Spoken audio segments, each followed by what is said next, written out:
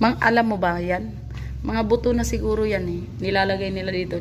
Na umaano siguro sila ng malibingan dyan. Pagkatapos niyan, yung mga buto, pinagkukuha na lang.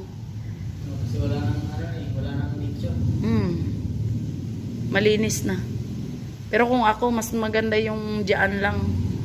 Kahit na may may nicho dyan.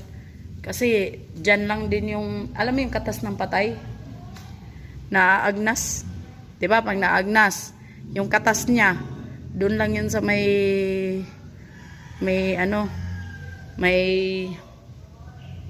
nicho.